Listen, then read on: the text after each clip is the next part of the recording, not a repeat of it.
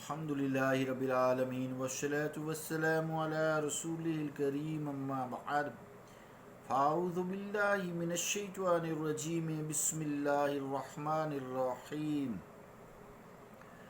یا ایہا الذین آمنوا قوا انفسکم واہلیکم نارا وقودها الناس والحجارہ علیہ ملائکۃ غلاظ شداد لا یعصون اللہ ما امرہم ویفعلون ما یؤمرون یا ایہا الذین کفروا لا تعتذروا اليوم انما تجزون ما کنتم تعملون۔ صدق اللہ العظیم۔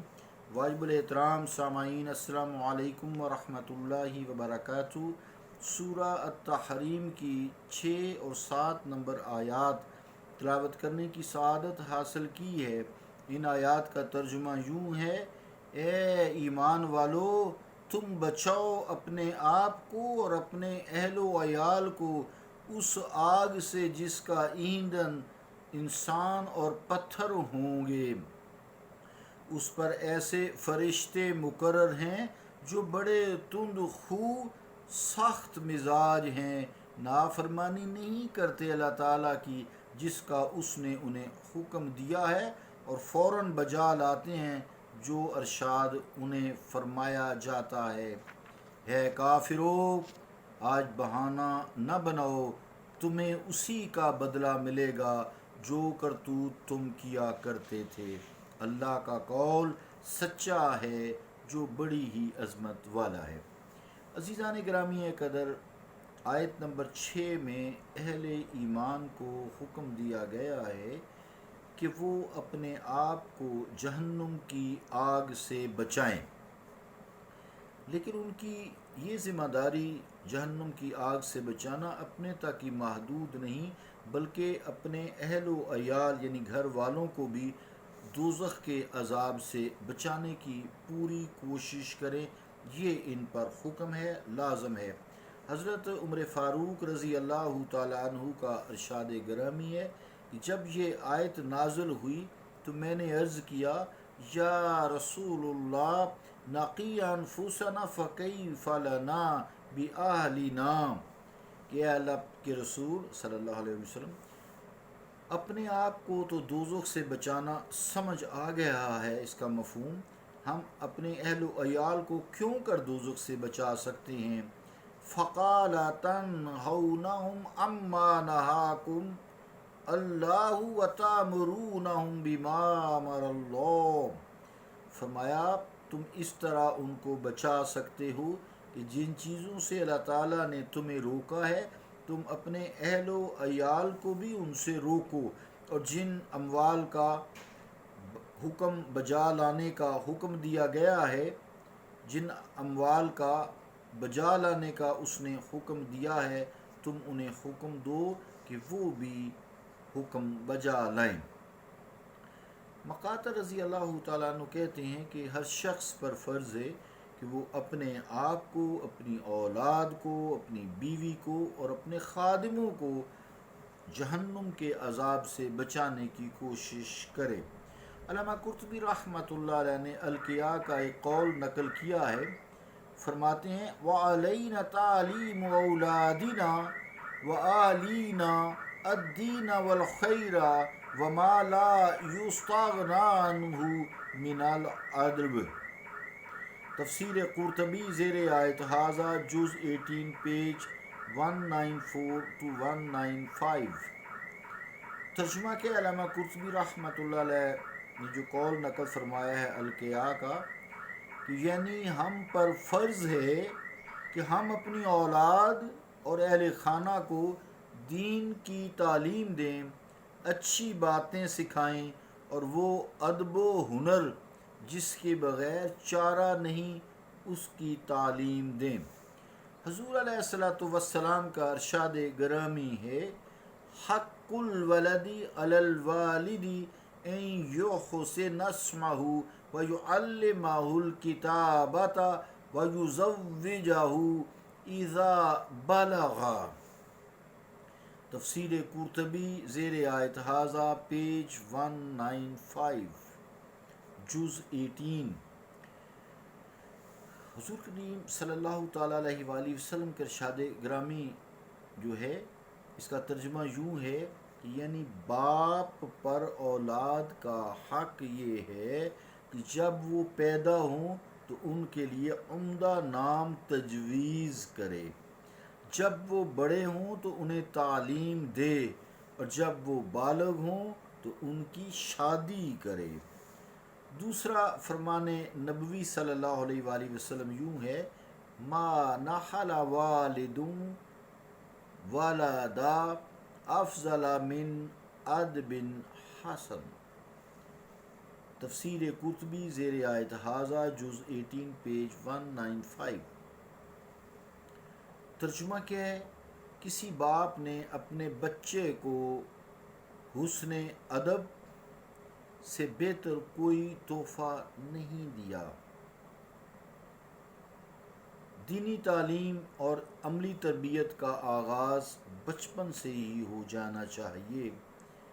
شروع عمر میں جو سبق دیا جاتا ہے تا دم واپسی وہ یاد رہتا ہے۔ جس کام کی عادت بچپن میں پڑ جاتی ہے وہ اس کی فطرت ثانیہ بن جاتی ہے۔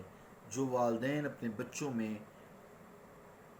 اطاعت خداوندی کی تعلیم نہیں دیتے، بچپن میں اپنے بچوں کو اطاعت الہی، اطاعت رسول کی تعلیم نہیں دیتے، ان کو راغب نہیں کرتے، پہلی بات تو یہ ہے کہ ان کی اولاد عموماً راہ حق سے بھٹک جایا کرتی ہے۔ اسی لیے حضور کریم صلی اللہ تعالیٰ علیہ وآلہ وسلم نے اپنی امت کو حکم دیا، مروا ابناءکم بالصلاۃ بسبع واضربوہم علیہا لعشر وفارقوا بینہم فی المضاجع۔ تفسیر قرطبی زیر آیت ہاذا جز 18 پیج 195۔ حدیث پاک کا ترجمہ کیا ہے کہ جب تمہارے بچے 7 سال کے ہو جائیں تو انہیں نماز پڑھنے کا حکم دو، اور جب 10 سال کے ہو جائیں تو نماز نہ پڑھیں تو انہیں مار کر پڑھاؤ، اور اسی عمر میں ان کی خواب گاہیں جدا کر دو۔ عزیزان گرامی قدر، کاش ہم اس فرمان خداوندی اور ان ارشادات نبوی صلی اللہ علیہ وآلہ وسلم کی روشنی میں اپنی اولاد کی تعلیم و تربیت کی طرف توجہ دیں۔ تعلیم و تربیت ضروری ہے کہ تعلیم دی ہنر نہ سکھایا، قرآن کی تعلیم دی ہنر نہ سکھایا تو وہ دین فروشی کرے گا نا۔ ہم نے اگر توجہ نہ دی، کاش ہم توجہ دیں تو ہمیں اپنے بچوں سے بے راہ روی اور آوارہ مزاجی کا شکوہ پھر نہ رہے۔ اگر ہم انہیں تعلیم کے ساتھ تربیت، ہنرمندی، کام کاج، روزی کمانے کے لیے سکھانا یہ بہت ضروری ہے۔ آج دیکھیے کتنی درس گاہیں ہیں، کالجز ہیں، یونیورسٹیز ہیں، ان میں دینی تعلیم اور تربیت کا خاص طور سے کوئی مؤثر اور حکیمہ اہتمام موجود نہیں ہے۔ اگر دینی درس گاہیں ہیں تو وہ ہنر نہیں سکھاتے، اگر دوسری ہنر کمانے والی جو تعلیمات ہیں جیسے ڈاکٹرز ہیں، انجینئرز ہیں، تو وہ پھر دینی تعلیم سے جو ہے آگاہ نہیں کرتے۔ تو اللہ رب العالمین دونوں کا حکم ہے تاکہ دین کی تعلیم خالصتاً ان کے سینوں میں آئے۔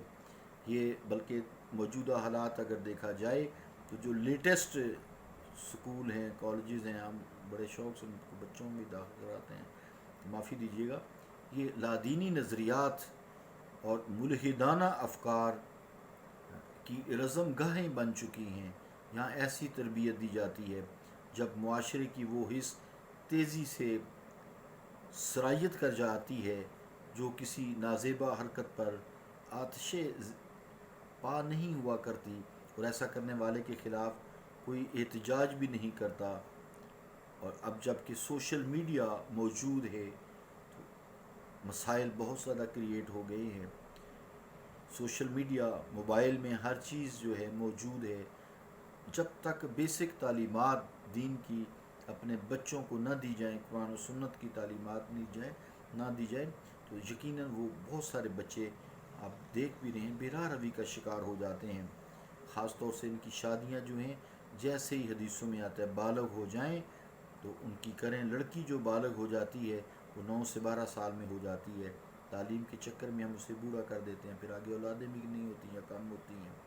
اسی طرح لڑکا 12 سال سے 15 سال میں حدیثوں میں آتا ہے بالغ ہو جاتا ہے. ساتھ ساتھ کاش ہم دلوں کو کھلا کر لیں، ان کی تعلیم بھی ساتھ ساتھ جاری رہی، لیکن یہ کرنا پڑے گا، ادروائز بے راہ روی کا شکار ہمارے بچے ہو جاتے ہیں. اور اگر حدیثوں میں آتا ہے ایسا اگر لڑکی سے یا لڑکے سے کوئی غلطی ہو جائے تو اس کا گناہ گار باپ ہے، اس کا گناہ گار باپ ہے، کیونکہ اس نے وقت سے اس کی شادی نہیں کی، رشتے ہی تلاش کرتا رہا، خوب سے خوب تر ہی تلاش کرتا رہا. تو اللہ رب العالمین ہم پہ رحم فرمائے.